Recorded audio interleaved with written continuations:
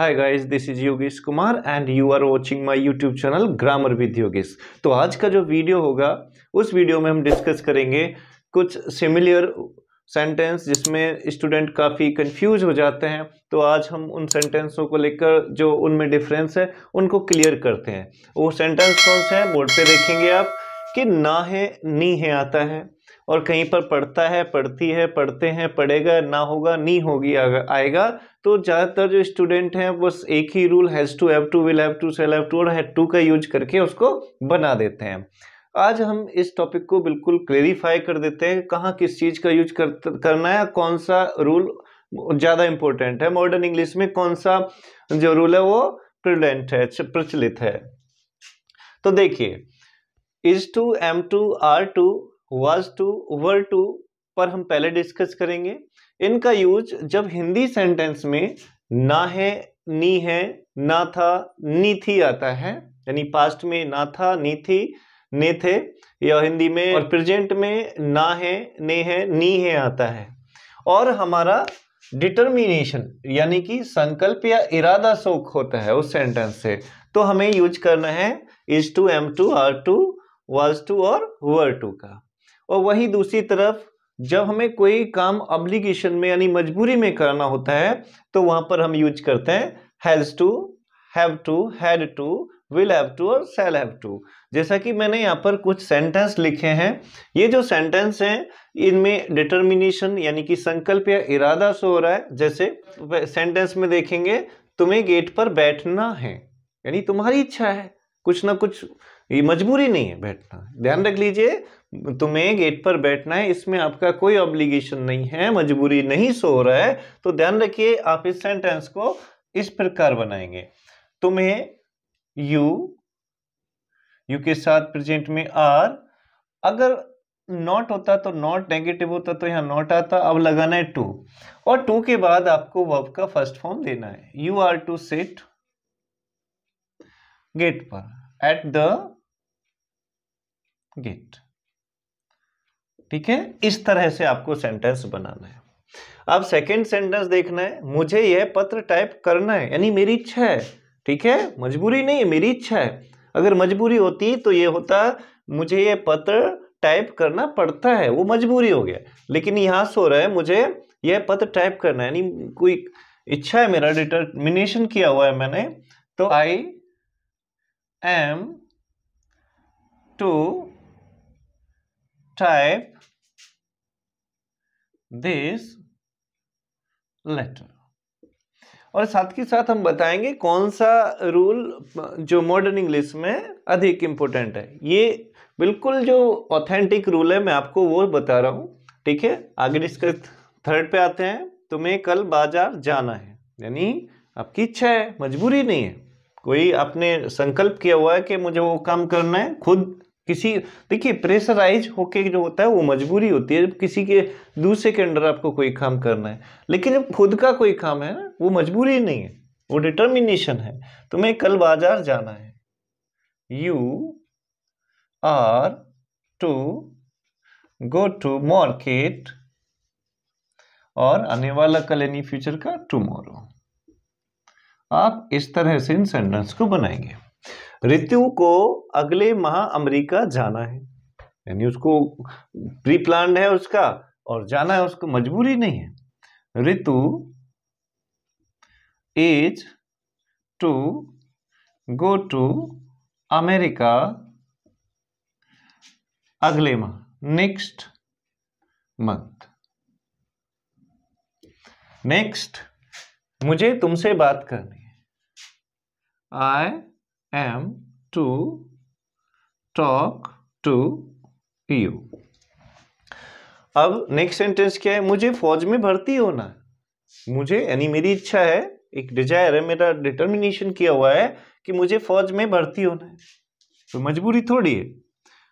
I am to join the army, I am to join the army.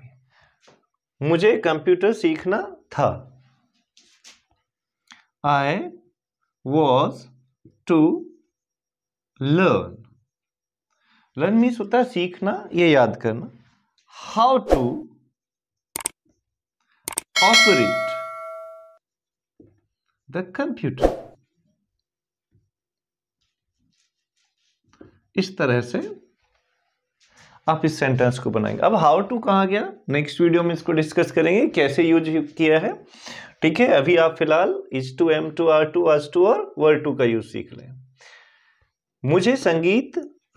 हमें संगीत सीखना है। We are to learn the music. We are to learn the music. Savita को आज college नहीं जाना था। सविता वॉज, नेगेटिव होने पर इस एम आर वॉज वर्ड के बाद आपको नोट देना है। Savita was not to go to college today. Savita was not to go to college today. Next, ये इंटेरोगेटिव हो गया है। क्या आपको कहीं जाना है, यानी कहीं आपकी जाने का संकल्प या आपकी इच्छा तो नहीं है। तो are you to go somewhere, ये हो गया। क्या आपको कहीं जाना है, are you to go somewhere. तो सारे जो सेंटेंस थे इनमें ऑब्लिगेशन नहीं है।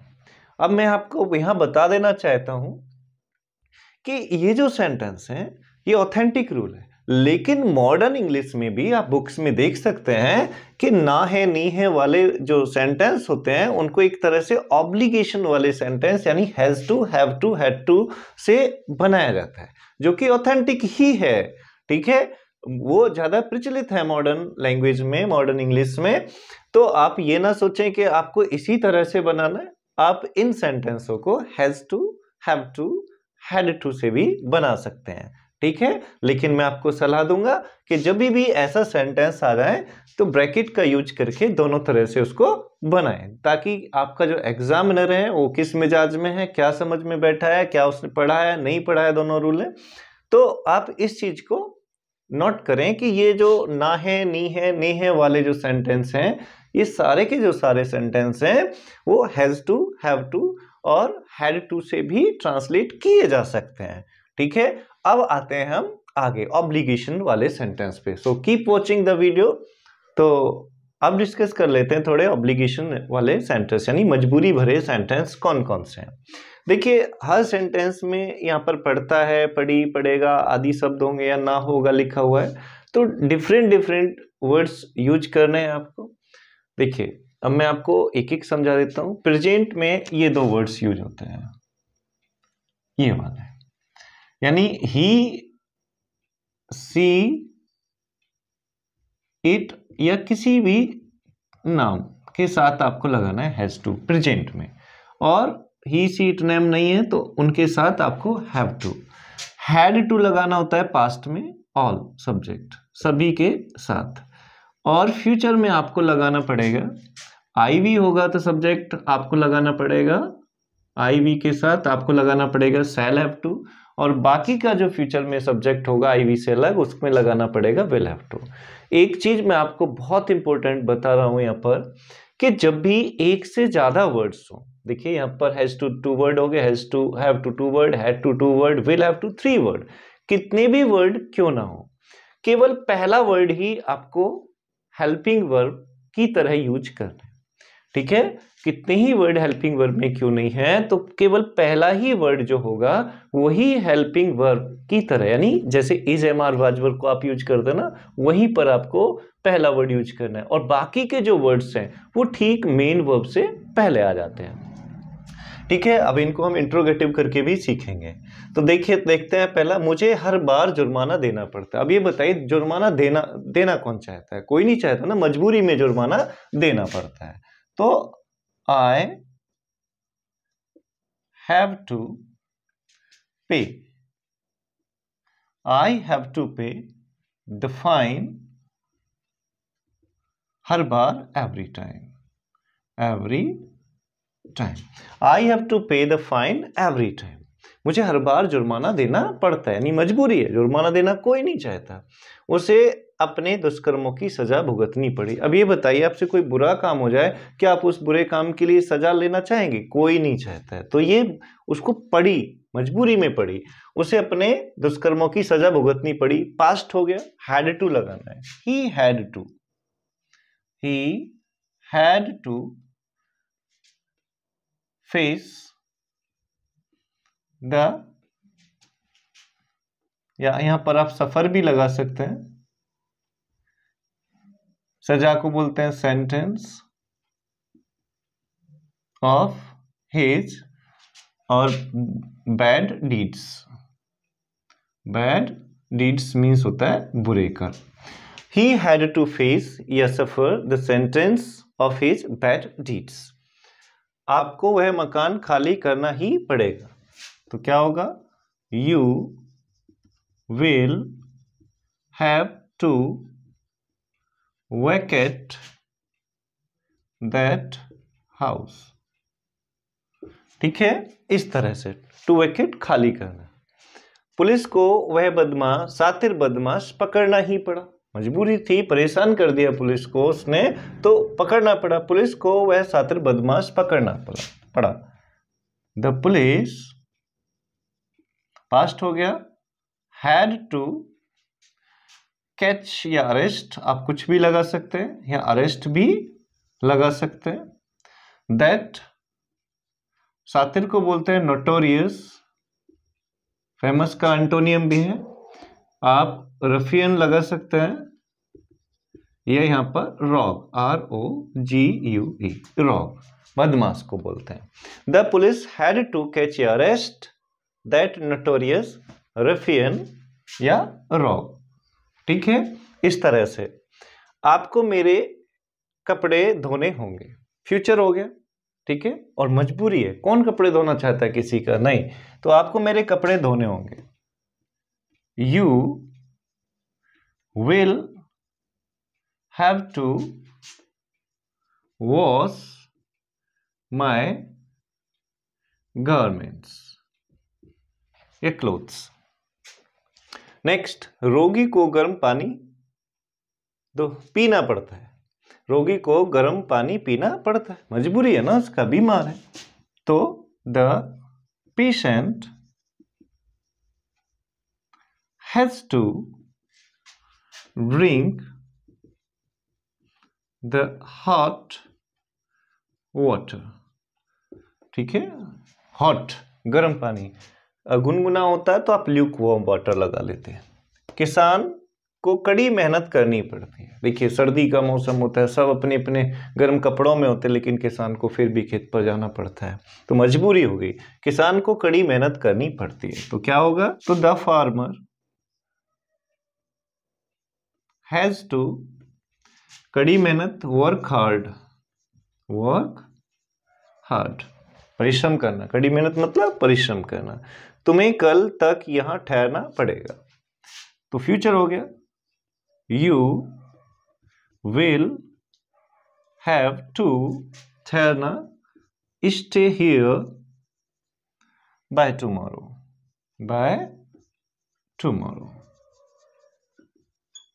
ठीक, you will have to stay here by tomorrow, तुम्हें कल तक यहां ठहरना पड़ेगा। नेक्स्ट, छात्रों को पैदल स्कूल जाना पड़ता है। छात्र नहीं चाहते, देखिए साइकिल वगैरह स्कूल में अनाउंसमेंट होता है कि अपना वाहन लेके ना आए छात्र, छोटे बच्चों के लिए, तो छात्रों की मजबूरी होगी पैदल जाना, छात्रों को पैदल स्कूल जाना पड़ता है। The students have to go to school, पैदल के लिए बोलते हैं ऑन फुट, पैदल। The students have to go to school on foot. हमें अंग्रेजी सीखनी पड़ेगी, बड़ा टफ नहीं है, आसान है। हमें अंग्रेजी सीखनी पड़ेगी, मजबूरी है, क्योंकि मॉडर्न एज है, बिना इंग्लिश के तो कुछ भी नहीं है। इंग्लिश को विंडो ऑफ द वर्ल्ड भी बोला जाता है। हमें अंग्रेजी सीखनी पड़ेगी। We shall have to learn English. तो मजबूरी वाले जो सेंटेंस है आप इनसे बनाएं, और जो ये वाले सेंटेंस जो मैंने पहले आपको बताए आप उन सेंटेंसों को भी मॉडर्न इंग्लिश में has to, have to, had to, will have to, shall have to का यूज ज्यादा ऑथेंटिक माना जाता है। दोनों तरह से आप बना सकते हैं किसी भी सेंटेंस को। ठीक है, अब हम इनको इंट्रोगेटिव कर लेते हैं। मान लो इन सबसे पहले, सभी सेंटेंसों से पहले मैं क्या जोड़ देता हूं, सभी से पहले इंटरोगेटिव हो गया। ठीक है, क्या क्या सभी में जोड़ लेते हैं, क्वेश्चन मार्क हो जाएगा सभी में। अब आपको क्या करना है, कुछ नहीं करना है, आपको सब्जेक्ट के ठीक बाद वाला जो वर्ड है, ठीक बाद वाला जिनको मैं अंडरलाइन भी कर रहा हूं, इस वर्ड को उठाना है। ये सारे वर्ड्स जितने मैंने अंडरलाइन वर्ड किए, और इन वर्ड्स को उठा के आपको सब्जेक्ट से पहले लिखना है सभी सेंटेंस में, यदि इनमें क्या जोड़ दिया जाता है। ठीक है, अगर क्वेश्चन वर्ड आ जाता है किसी के बीच में, कोई भी सेंटेंस है क्वेश्चन वर्ड बीच में आ जाता है, तो उस क्वेश्चन वर्ड को भी उससे पहले लिख देंगे। यानी पहले क्वेश्चन वर्ड लिखेंगे, फिर अंडरलाइंड वर्ड लिखेंगे, और बाकी सेंटेंस ऐसा ही छोड़ देंगे। जैसे कि सुकरात ने कभी कहा था, सोक्रेटिस एक चैप्टर हुआ करता था पहले यूपी बोर्ड में 10th की बुक में, उसने कहा था मुझे मरना है।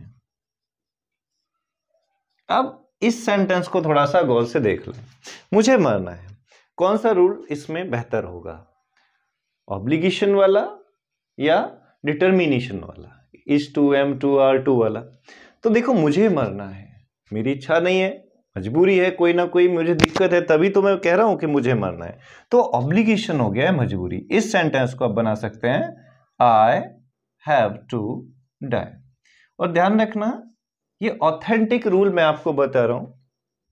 ठीक है, ये 10th की बुक में सोक्रेटिस नाम का चैप्टर था, यूपी बोर्ड, आप देख सकते हैं, उसमें भी ये सोक्रेटिस ने कहा था।